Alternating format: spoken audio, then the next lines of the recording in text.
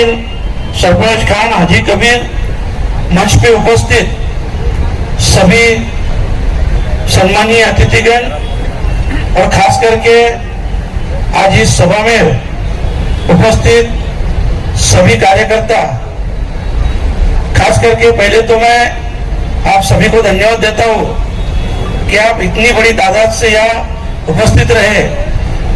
इसके लिए मैं शोएब भाई से भी, हमारे सभी पार्टी के नेतागण, पदाधिकारी और सभी कार्यकर्ता को धन्यवाद देता हूं। महाविकास आघाड़ी की ओर से अपने पार्टी को आप सभी कार्यकर्ताओं के ऊपर विश्वास रख के अपने पार्टी के नेता आदरणीय शरद चंद्र जी पवार साहब, इन्होंने ये भिवंडी लोकसभा की सीट अपने पार्टी के हिस्से में ली है। ये अपने सभी की बड़ी जिम्मेदारी है और सभी के ऊपर विश्वास रख के साहब ने ये सीट ली है। बहुत से मुद्दे शोएब भाई ने उठाए। भिवंडी में टोरंटो का तो सबसे बड़ा मसला है, क्योंकि हमारे भिवंडी में 60% गरीब लोग रहते हैं, 30-35% मिडिल क्लास रहते हैं और 2-5% ही जिसको हम अमीर बोल सकते हैं, और बहुत बड़े नहीं बोल सकते पर अमीर है। तो ऐसी स्थिति में हमारे जो 60% 90% लोग हैं, जो महीने के 10-12 हजार पगार लेते हैं और उस पगार में घर परिवार संभालना है, बच्चों को पढ़ाना है, हेल्थ के इश्यू है, और ये सभी के लेके टोरंटो का बिल कम से कम 1000, 2000, 3000 आता है। तो ये स्थिति में बहुत ही स्थिति खराब है।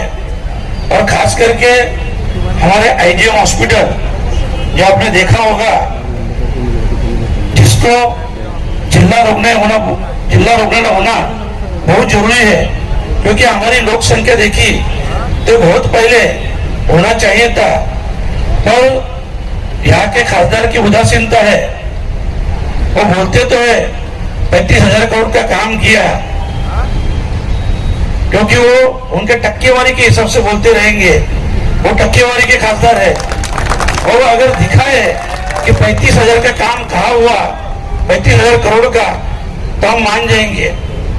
देखो, मैं आपसे इतना ही कहूंगा, शोएब भाई ने बहुत से मसले मुद्दे रखे और आवाज साहब भी अपने को मार्गदर्शन करने वाले हैं। मैं आपसे यही कहूंगा कि जिसने 10 साल इस लोकसभा का नेतृत्व किया, वो खासदार 10 साल में उसके अधिकार को समझ नहीं पाया, उसके काम को समझ नहीं पाया कि उसके अंडर में क्या क्या काम आता है। इसके लिए वो सबसे फेल खासदार है।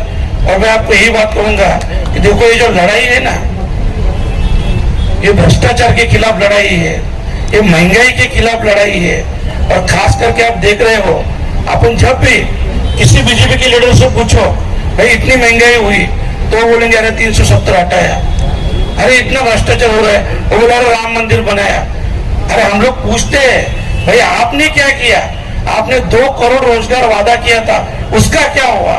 सिर्फ और सिर्फ 10 साल से आज तक धर्म के नाम पे ये लोग वोट मांग रहे। आज अपने सबके सामने कायदा कानून कुछ बचा है क्या? आप देख रहे हो, ईडी, सीबीआई किसी के ऊपर, मतलब ऐसा किसी को नहीं छोड़ा है। अपने आवाज साहब है, उनके ऊपर तो ऐसे ऐसा कैसे दर्ज किया, अब सोच भी नहीं सकते। इतनी घिनौनी हरकत, मतलब ये लोग संविधान रखना नहीं चाहते हैं, ये लोग सिर्फ और सिर्फ हुकुमशाही लाना चाहते हैं। मैं आपको सभी को इतनी रिक्वेस्ट करूंगा, देखो ये 2024 का इलेक्शन है, अगर इंडिया आघाड़ी जीती तो 2029 के इलेक्शन हो जाएंगे, नहीं तो इतना भूल जाओ, अभी नहीं तो कभी नहीं। ये सबसे बड़ी बात है। और हमको ये इलेक्शन सिर्फ अपने लिए नहीं लड़ना है, अपने आने वाली पीढ़ी के लिए, अपने बाल बच्चों के लिए लड़ना है। क्योंकि देखो, हम अपने आप को बचा रहे हैं, हम भिवंडी को बचा रहे हैं, हम महाराष्ट्र को बचा रहे हैं, और हमको देश को बचाना है, और देश को बचाना है तो इंडिया गठबंधन को ही लाना है। इतना ध्यान में रखो आप सब। और मैं यही रिक्वेस्ट करूंगा, देखो बहुत बड़ी तादाद से आप उपस्थित हो, ये उपस्थिति वोटिंग के दिन वोट दे के अपने को दिखाना है, क्योंकि अपन भिवंडी से जितना परसेंटेज बढ़ाएंगे उतना, देखो अभी आपको मालूम है सामने वाले कुछ नहीं करेंगे, सिर्फ और सिर्फ पैसे का नाटक कर रहे हैं। दूसरी बात, ऐसे हमारे बहुत से भाई लोग के ऊपर मतलब बोलने को भी अच्छा नहीं लगता है, पर यहाँ के म्यूनिसिपल के ऑफिसर, यहाँ के पुलिस ऑफिसर बुला बुला के सबको धमकी दे रही है, धमकी दे रहे हैं। ये अच्छी बात नहीं है। इसके लिए मैं सबको आपको रिक्वेस्ट करता हूँ कि ये सब बात इससे पहले 2014 से पहले ऐसा कभी नहीं देखा था, क्योंकि मैं भी शिवसेना में था। वो टाइम पूरी लाइफ में मैंने देखा 25 साल तक कांग्रेस और राष्ट्रवादी यही सत्ता में थे, और कभी ऐसा कभी नहीं हुआ कि झूठे केसेस दर्ज करना, जातीयवाद निर्माण करना, ऐसा कभी नहीं हुआ था जो आज हो रहे। और सिर्फ देखो खासदार भी जो वोट मांग रहे हैं ना, उसके ऊपर मैंने आरोप लगाया।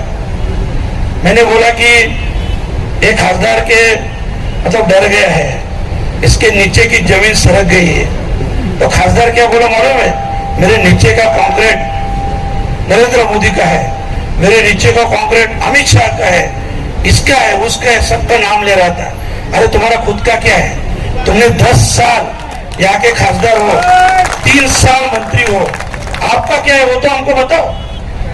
तो इसलिए ऐसे निकम्मे खासदार को, और खास करके अपना संविधान बचाने के लिए, अपना देश बचाने के लिए ये टाइम अपने को वोटिंग करना है। मैं आपसे आह्वान करूंगा कि ज्यादा से ज्यादा सभी लोग जिम्मेदारी से घर से बाहर निकल के वोटिंग कीजिए और इंडिया गठबंधन की आघाड़ी को मजबूत कीजिए। यही मैं आपसे रिक्वेस्ट करता हूँ, रजा लेता हूँ। धन्यवाद। जय हिंद, जय महाराष्ट्र।